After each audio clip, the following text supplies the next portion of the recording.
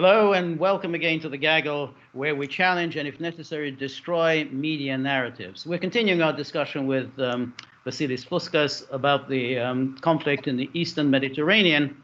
And one topic we haven't covered very much is the role of the United States. One always assumes the United States will be front and center in any conflict involving NATO powers.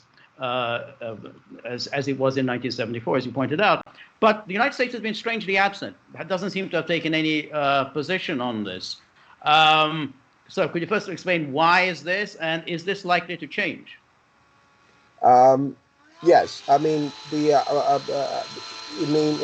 my position, in my writings and everything that I've written in op-eds and elsewhere, is that the United States has been in decline since a long and protracted, but yet still in decline since the late 60s, when it first started having a serious balance of payment problem. And as the global system is full of contradictions and a lot of competition between various centers of various economic centers at the time.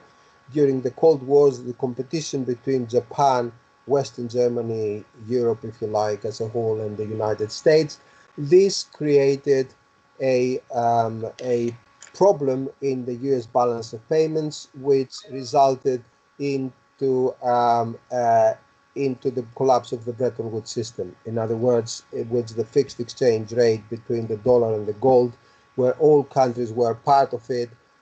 And the dollar was the central pillar of the post-war order. In 1971, the dollar could no longer hold, so America opted to devalue, which was a major issue for American prestige and economy, and in hoping that the dollar will become by itself the global reserve currency, which in fact it became the global reserve currency. But it's a very precarious undertaking. Never before the global economic order found itself in a position where there is no gold backing up a liquidity, backing up a currency. The dollar is a fiat money. Whoever wants to go and buy it goes and buy it. And since our discussion is about NATO, Turkey, the crisis in the Eastern Mediterranean, the collapse of the Turkish lira led Turkey's central bank, to start swap agreements with China. Exactly. So they start buying Chinese currency to finance all trade they do with China and so on. And also, Turkey is part of Belt and Road Initiative of the Chinese new Silk Road in Europe. What we could add to that, which I think is very important and almost gets zero media coverage, is that not only are there competing currencies that are getting harder and harder, people are attracted to it because the U.S. uses its own currency as a political weapon in sanctioning countries, and more countries and even companies will say, why do we take the risk? Why do we need to get involved in this? Okay. And we see one of the classic examples is the threat of sanctions against German companies for Nord Stream. Okay, I mean, what business is U.S.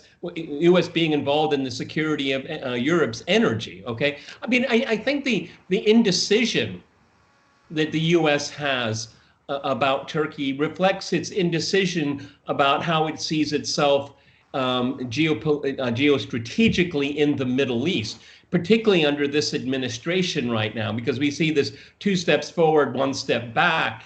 And I think that because there's no coherent understanding of what the U.S. policy should be in the Middle East after one catastrophe after another, they're not going to make any hard decision on Turkey until that reality, I would not want to use the word vision, but that reality is more clear to policymakers inside of Washington and London and other Western capitals. Yes, going back to what George was asking, it's really difficult for the United States in conditions, in today's conditions with COVID and all this contraction of global economy, national economy, to have a coherent policy towards the Middle East. I'm doubtful. There was this plan, the Greater Middle East plan and democratization and everything, but then Afghanistan, Iraq came, the failure of Libya and the Arab Spring and Syria, and now Turkey is far too big to be handled by any Western actor. So much so today that there is the West is in economic decline as a whole. That's my. But it's a very long historical process, George. I must just say it started in the late 60s, the collapse of Bretton Woods, and then the Cold War came. There was a kind of interval in the 90s under Clinton where you had this prosperity, but this was financed. It was a debt-driven growth, as Robert Brenner put it from UCLA. He's a great economic historian. I follow him very closely. It was a debt-driven growth, a bubble that is, which blew up in 2008. It was not real growth. Yeah. But yes, no. But what's interesting is what you were saying about during the 1970s and the 1980s, Turkey was ruled by military dictators. And NATO, after all, this is a big embarrassment for NATO. It's supposed to be this alliance of democracies, and yet Turkey was a member in good standing. So the United States and everybody else was prepared to overlook the military dictatorship, and a pretty nasty military dictatorship that ruled in Turkey during the 1970s and 80s. But now, what about the Russian angle? Because this is another case in which Erdogan has very fraught relations. On the one hand, they're best of friends. They're always meeting and hugging one another and heaping praise on each other. And yet there is dispute after dispute after dispute between them. We already mentioned Idlib, but we've also got the situation in Libya. How long can that go on?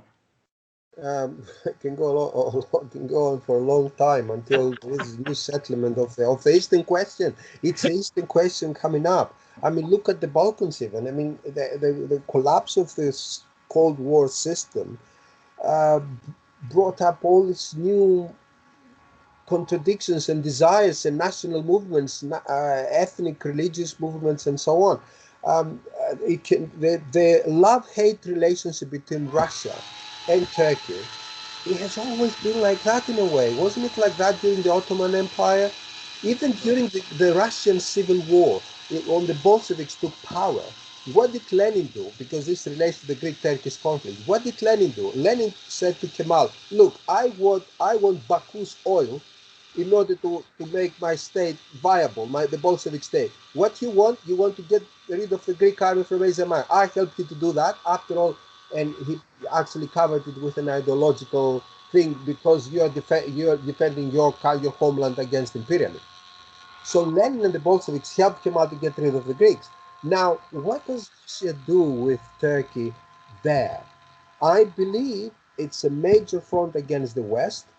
They try to bring Turkey to them, close to Russia, close to them, because they know that at the end of the day they have the upper hand.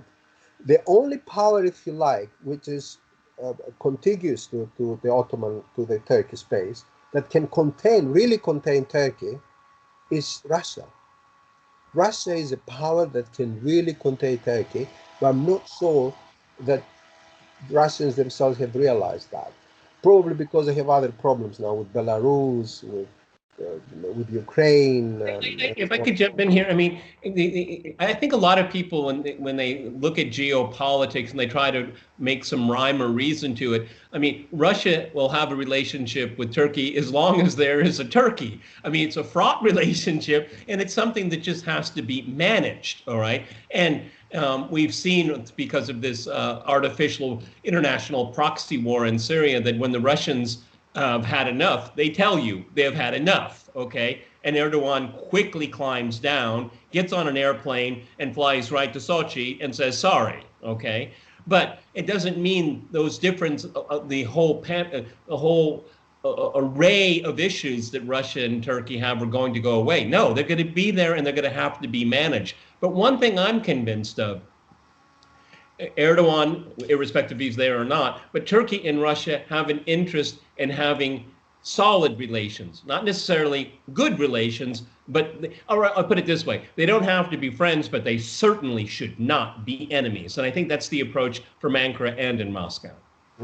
Yes, this is yes. Also, this is because of the business interests they have. There is massive investments in Russia and Turkey in both countries. The other way, they are they're quite integrated economies. And also, we should not forget that many things that are said at certain times, in certain periods of time, and certain occasions, as because for domestic consumption. Sometimes I read papers. Erdogan said this against, he's going to attack, they're going to take this Greek island. He says it for domestic consumption. He's not going to do any of this. It's not going to happen.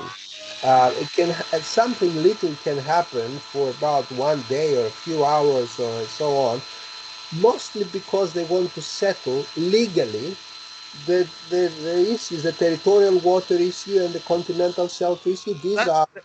That's what I was wondering. I mean, how likely is that? Because the sensible thing is for some kind of everyone getting around the negotiating table and settling this.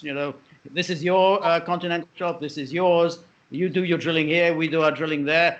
I mean, that should be fairly straightforward to resolve. How likely is that to happen? Yes, I tell you where is the crux of the matter here and why things are very difficult to progress. The official Greek position is that Greece has only one difference with Turkey. Greece and Turkey have only one difference, and that is the continental shelf. Nothing else. Well, Turkey comes with a long list of they want a median line in the Aegean. They don't recognize the FIR, the Flight Information Region of Athens. They want to settle Cyprus bilaterally with Greece. They don't want the extension of the territorial waters of Greece to go up to 12 nautical miles. The minority, the Turkish minority in Thrace, you name it. There's a long list. Greece official Greek position at the IE in front of the electorate of 11 million Greeks. They said that we don't negotiate anything else, but secretly, for decades now, they were discussing everything. Yeah. Now it came up now when a German magazine, I think it was Spiegel or Die Welt, I don't know which magazine, where said, well, they've been negotiating all this for many years under our sponsorship. But when Greece and Egypt announced that they have delineated among themselves the exclusive economic zone, then the Turkish representative Ibrahim Kalin, I think was his name, left the discussion. Yeah, but Vassilis, don't you think you said you had all of the Turks have all of this long list of things they want? My gut feeling is that if they just got a good deal, all those things would go away. A good deal about continental shelf, you mean? Yeah. What I'm saying, if they got the economic benefits that they're looking for, okay? Because it seems to me this checklist here is basically to keep the negotiations going until they get the number or the percent that they want. This I cannot answer for sure because I tend to connect, as this is my academic training, you see, I tend to connect politics with economics.